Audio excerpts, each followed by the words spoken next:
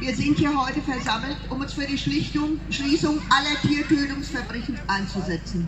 Sollten Sie zu den Menschen gehören, die Tiere oder deren sogenannten Produkte essen, dann stellen Sie sich doch bitte mal die Frage, weshalb Sie das tun. Diese Frage ist zugegebenermaßen rhetorisch. Es gibt im Allgemeinen 4 Gründe, aus denen Menschen Tiere essen: Geschmack, Gewohnheit, Tradition und Bequemlichkeit. Ich bitte Sie, einen Moment darüber nachzudenken, welcher dieser 4 Gründe Ihnen plausibel genug erscheint, jemandem sein Leben zu nehmen. Ich bitte Sie weiterhin, sich folgende Frage zu stellen: Welche Eigenschaften muss eigentlich jemand haben, um ein Recht auf sein eigenes Leben zu besitzen? Die meisten Menschen sind hier mitfühlend. Wir sind in aller Regel so erzogen worden, dass wir Gewalt, vor allen Dingen gegen Schwächere, missbilligen und verabscheuen. Wenn es aber um Tiere geht, deren Körper wir zu essen begehren, dann fühlen die allermeisten Menschen an, dass das Sterben für das Individuum doch schnell, schmerzfrei und ohne Qual vonstatten gehen soll. Viele Menschen wünschen sich, dass die Tiere, die sie essen, im Vorfeld ein artgerechtes und glückliches Leben hatten. Wäre für Sie, die Sie das jetzt hören, ein glückliches Leben eine ausreichende Entschädigung für einen gewaltsamen Tod, der von Angst, Trauer, Schmerz und Verzweiflung gekennzeichnet ist? Und ist ein glückliches Leben, das vorzeitig genommen wurde, wirklich eine ausreichende Erklärung für das, was einem hier genommen wird? Nein! Genau.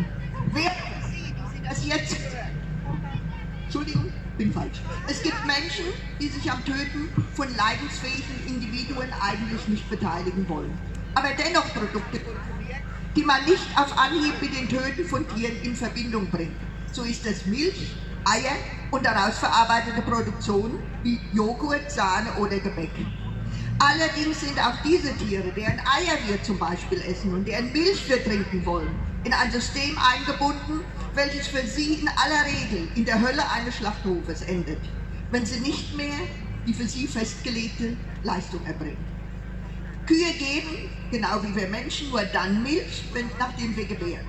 Dies bedeutet für eine Milchkuh, dass man ihr das Kalb wegnimmt, damit es nicht die Milch trinken kann, die ja, zumindest glauben wir das, für uns bestimmt ist. Wird das Kalb männlich geboren, wird es mit einigen Wochen oder Monaten als Jungrind geschlachtet. Nach der Trennung voneinander rufen Mutter und Kind Tage und Wochen lang verzweifelt nacheinander, teilweise bis ihnen die Stimme versagt und sie heiser sind vom Schreien. In diesem Punkt sind uns diese Tiere gleich. Sie durchleben denselben Trennungsschmerz und dieselbe Verzweiflung, die auch uns in dieser Situation ereilen würde. Diejenigen unter uns, die selbst Eltern sind, können sicher den Schmerz nachempfinden, den eine Mutter durchlebt, der man gerade ihr Kind entrissen hat. All dies passiert, weil wir es so gewohnt sind und so aufgewachsen sind, weil wir nie dazu angeregt wurden, dies zu hinterfragen, und zu einem Großteil, weil die Orte, wo diese jungen Leben beendet werden sollen, meist weit weg sind von uns in unserem Alltagsgeschehen. Räumlich und akustisch abgeschottet, sodass es kaum noch möglich ist, eine kausale Verbindung herzustellen zwischen einem Stück Käse und dem Tod eines männlichen Kalbes. Und nicht nur in der Milchindustrie werden Babys getötet, weil sie das falsche Geschlecht haben, glauben Sie mir.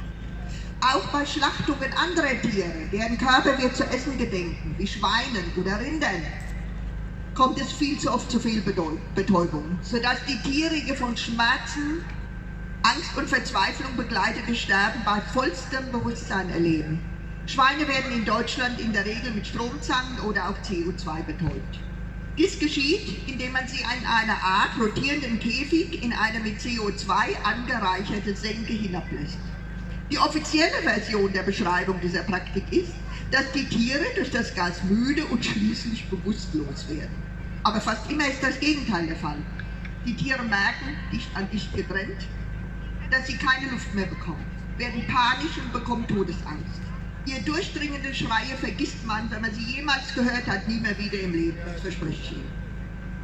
Wie schon erwähnt, sind die allermeisten Menschen, die Tiere essen, grundsätzlich schon empathisch und mitfühlend.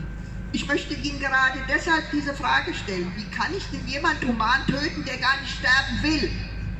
All diese eben angeführten Dinge passieren, weil wir als Verbraucher dafür bezahlen. Aus Gewohnheit oder eben auch aus dieser gewissen Ungewissheit. Wir leben in einem System aus Angebot und Nachfrage.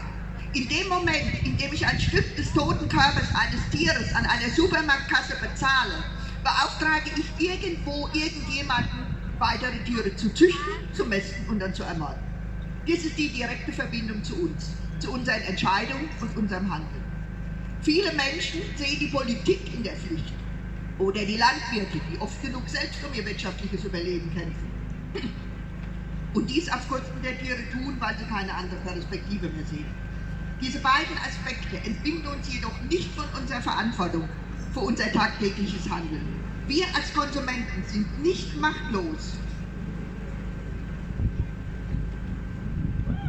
den Umständen ausgeliefert. Das ist genau das Gegenteil der Fall. Wir sind, Dankeschön, wir sind diejenigen, hier sieht der Wind, die dieses System möglich machen, mit unserem Geld am Laufen halten. Wir möchten nun mit dieser Veranstaltung die Opfer dieses Systems sichtbar machen, damit ein Wegsehen und Weghören unmöglich wird. Sollten Sie zu der Mehrheit der Bevölkerung gehören, die noch Tiere und deren Produkte essen, können Sie mit Ihren tagtäglichen Kaufentscheidungen Einfluss nehmen auf dieses System. Eine Lebensweise ohne Tierprodukte ist heutzutage einfacher denn je zuvor. Die Entscheidung für eine vegane Lebensweise ist eine Entscheidung für unser aller Grundwerte. Mitgefühl, den Schutz von Schwächeren und nicht zuletzt die Achtung vor dem Leben.